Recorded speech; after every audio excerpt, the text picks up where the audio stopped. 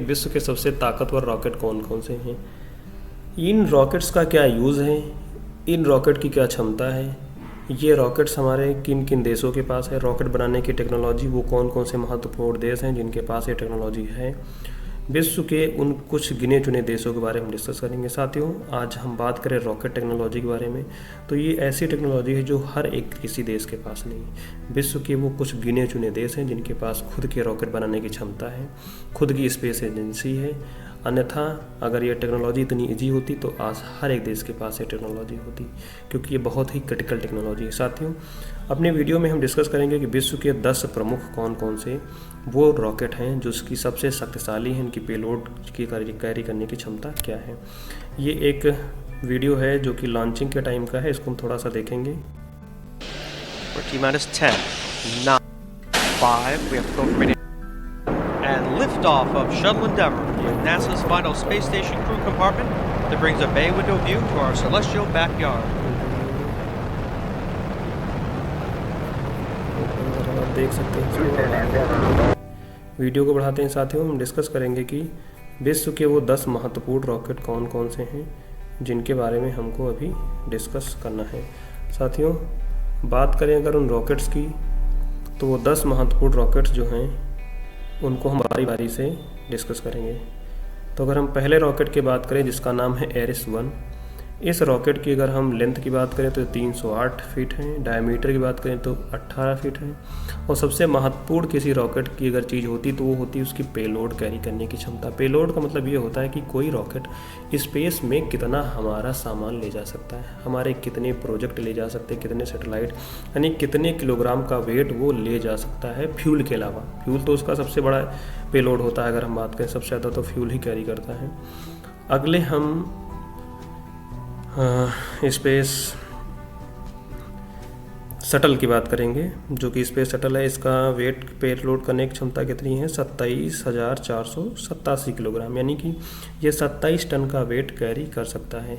अगले हम space vehicle के बारे में बात करेंगे जिसका नाम है डेल्टा फोर्थ हैवी, यानी कि इसका हम डायमीटर की बात करें तो ये कितना है, 16 फीट, यानी कि इसकी चौड़ाई ज़्यादा है क्योंकि इसमें बूस्टर लगे हुए हैं साइड में। बूस्टर मतलब ये होता है कि किसी रॉकेट को उसके मेन बॉडी के अलावा जो साइड में लगाए जाते हैं उनमें फ्यूल होता है। ये क्या काम करते हैं कि इसको और थ्रस्ट देते हैं जिससे कि और ये तेज़ी से ऊपर जा सके। डेल्टा फोर्थ हैवी की पेलोड कैरी करने की क्षमता कितनी है, 28 टन है, और इसकी मैक्सिमम स्पीड की बात करें तो 11 मैक के आसपास है, यानी 12 मैक के आसपास कह सकते हैं, यानी कि आवाज़ की स्पीड से ये रॉकेट 12 गुना तेज़ी से उड़ान भर सकता है। अगले हम रॉकेट की बात करें जिसका नाम है न्यू गेलेन, यानी कि इसकी लेंथ की बात 230 फीट से लेकर के 332 फीट, यानी इसकी बढ़ाई जाती है। बढ़ाने का तात्पर्य है कि इसके बूस्टर को हम बढ़ा सकते हैं। अगले हम बात करें इसके पेलोड की, तो पेलोड इसके कैरी करने की क्षमता कितनी है, 63 टन, यानी कि अगर हम डेल्टा फोर्थ हैवी से इसका कंपैरिजन करें तो इसमें ज़मीन आसमान का अंतर है। स्पीड भी इसकी इसमें अननोन है, लेकिन इसकी स्पीड 15 से 16 मैक के आसपास है। आप समझ सकते हैं हाइपरसोनिक जो हम मिसाइल बना रहे हैं उनसे भी तेज़ इनकी स्पीड है। स्पीड के मामले में इनको पाना इम्पॉसिबल है, यानी कि 1 सेकंड में ये 10-10, 12-12, 15-15 किलोमीटर, 20-20, 25-25 किलोमीटर की दूरी, कि 1 सेकंड बोला नहीं कि 50 किलोमीटर दूरी तय। अभी आप खुद देखेंगे इसमें ऐसे ऐसे रॉकेट है जिनकी स्पीड 30 मैक से भी ऊपर है।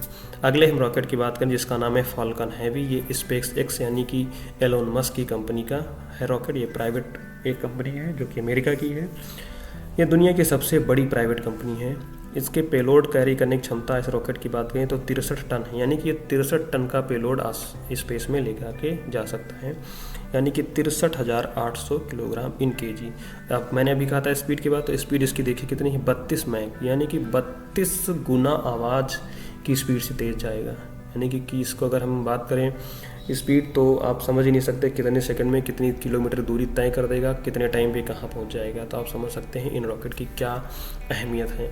अगले रॉकेट की बात करें जिसका नाम है एनर्जिया, इस रॉकेट की पेलोड करने की क्षमता फाल्कन हैवी से ज़्यादा है। कितनी है, ये लगभग 100 टन ले जा सकता है, यानी कि 99,790 किलोग्राम। और इसकी स्पीड की बात करें तो 5.2, यानी कि इसकी स्पीड कम है बट लेकिन पेलोड ले जाने की क्षमता अन्य रॉकेट की अपेक्षा इसकी ज़्यादा है। अगले हम इम्पोर्टेंट रॉकेट के बारे में आते हैं जिसका नाम है स्टारशिप यानी कि स्पेस एक्स की कंपनी जो है एलोन मस्क की, इसका एक खुद का प्राइवेट रॉकेट है जिसका नाम है स्टारशिप। ये रॉकेट एलोन मस्क अपने सैटेलाइट बेस्ड डाटा देने के लिए, जो हमें इंटरनेट प्रोवाइड करते हैं, उस इंटरनेट को प्रोवाइड करने के लिए इस सैटेलाइट को यूज़ करते हैं, क्योंकि इसके द्वारा ये स्पेस में अपने सैटेलाइट भेजते हैं। ये बहुत ही महत्वपूर्ण रॉकेट उनका है, क्योंकि इसकी खासियत ये है कि ये यहाँ से जाएगा ऊपर, अपना काम करेगा और फिर आसमान से अपना आकर के नीचे लैंडिंग कर जाएगा। यानी कि ये रीयूजेबल रॉकेट है, जो कि बहुत ही महत्वपूर्ण रॉकेट है इनके लिए। इसके पेलोड करने की क्षमता लगभग 100 टन, स्पीड कितनी इसकी है 30 माइक के आसपास।